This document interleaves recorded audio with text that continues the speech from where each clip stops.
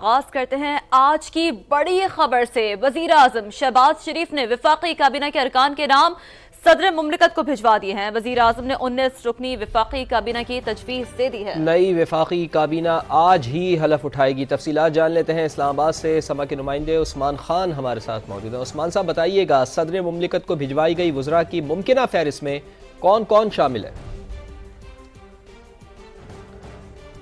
उस्मान खान से रब्ता करने की कोशिश करेंगे। टिका खान सानी भी हमारे साथ मौजूद हैं। जी टिका खान, आप बताइएगा कि कौन कौन से वज़रा शामिल होंगे? कुल इब्तिदाई तौर पर हुकूमत ने फैसला किया था कि 20 रुकनी वफाकी काबीना जो है उससे हुजम रखा जाएगा और अभी 19 नाम जो है वो सदर मुमलिकत को भिजवा दिए गए हैं वज़ीर आज़म की तरफ से। और आज 3 बजे के बाद, अभी तो इब्तिदाई तौर पर 3 बजे का टाइम है, लेकिन वो ताख़ीर भी हो सकती है। उसमें काबीना वफाकी काबीना हल्फ उठाएगी और इसमें इसहाक डार का नाम है, मुसद्दिक मलिक का नाम है, शीज़ा फातिमा ख्वाजा जिसको ये कन्फर्म हुआ है कि उनको IT मिनिस्ट्री दी जा रही है, उन्हें स्टेट मिनिस्टर बनाया जा रहा है। इसके अलावा तमाम जो इत्तेहादी हैं स्वाय पीपल्स पार्टी के, उन्हें काबीना में नुमाइंदगी दी गई है।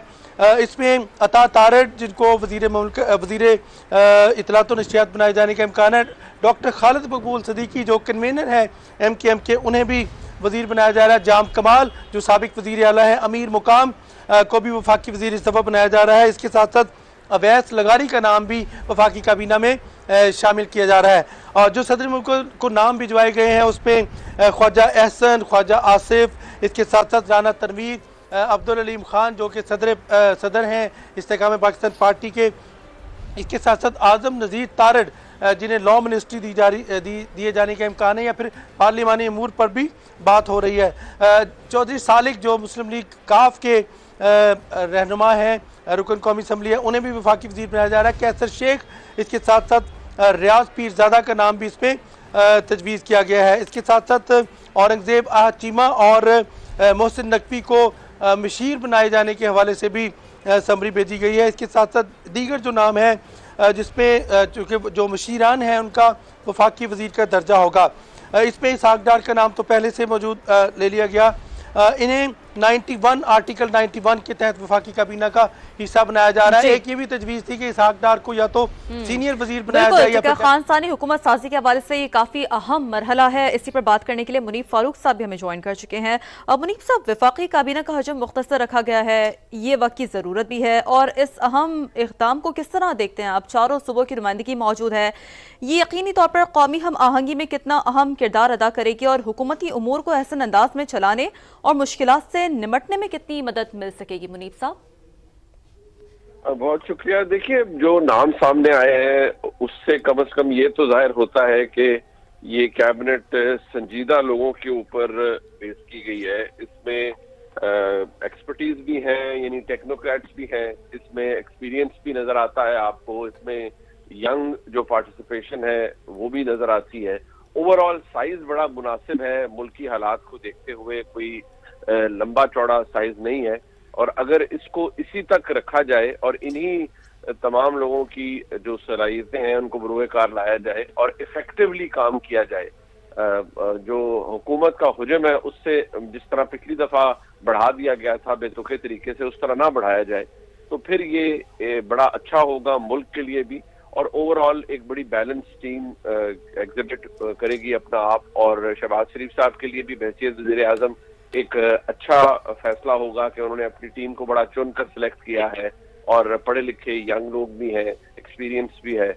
लिहाजा ये मैटर करता है कि अगर इसका साइज यही रखा जाए और ये लोग जो कि अपनी अपनी फील्ड के अंदर तमाम ही अच्छे ब्रिलियंट लोग हैं, अगर ये वाकई डिलीवर कर पाते हैं और पाकिस्तान आज जिस मंझधार में है उसे निकाल पाते हैं, तो फिर तो बहुत अच्छा है। और उम्मीद है कि फिर इस जो जितनी इस वक्त साइज है कैबिनेट का, इसके अंदर कोई बेजा एक्सटेंशन नहीं की जाएगी और बेतुके मुशीरान और मुआवने खुसूसी ऐड नहीं किए जाएंगे। इसी कैबिनेट के साथ अगर आगे चला जाएगा तो उससे ये जाहिर होगा कि हुकूमत ना सिर्फ रिफॉर्म करने में संजीदा है, बल्कि हुकूमत अपना जो एक्सपेंस है, यानी हुकूमत साजी का या हुकूमत करने का, उसको भी बहुत कंट्रोल में रखे हुए है। और ये शहबाज शरीफ साहब इसी के ऊपर हमेशा जोर भी देते रहे हैं अपनी कैंपेन्स के अंदर या अपनी पहले दौर के अंदर भी कि हुकूमती खर्च कम होना चाहिए, अल्ले तल्ले नहीं होने चाहिए। तो अगर तो इसको इसी तरह रखा गया तो बहुत अच्छी बात है, लेकिन अगर इसको इस प्रिंसिपल को या इस उसूल को कॉम्प्रोमाइज किया गया तो यकीनी तौर पर फिर तनकीद होगी।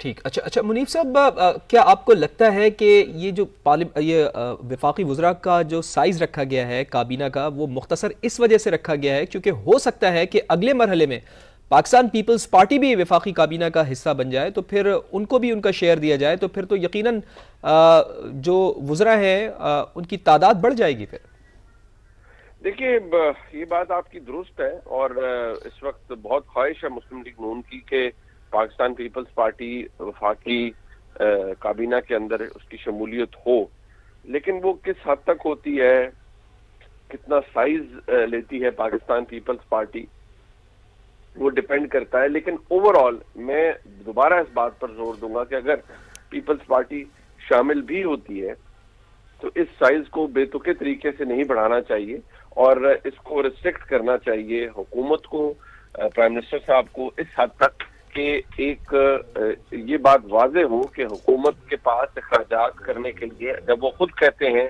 कि जो पार्लियामान के सेशन है वो उधार के पैसे से चलाए जाते हैं और उधार के पैसे से सब कुछ हो रहा है, कर्ज के पैसों से हो रहा है, तो इतनी लंबी चौड़ी वजारतें उनके लल्ले तलल्ले, फिर उस पर भी उतना ही पैसा खर्च होता है। लिहाजा अगर जी बिल्कुल, मुनीफ साहब, नदीम मलिक साहब भी हमें ज्वाइन कर चुके हैं, उन्हें भी शामिल गुफ्तगू करते हैं। नदीम साहब, वफाकी काबीना में सीनियर पार्लियामेंटेरियंस भी मौजूद हैं, प्रोफेशनल्स, टेक्नोक्रेट्स को भी शामिल किया गया है।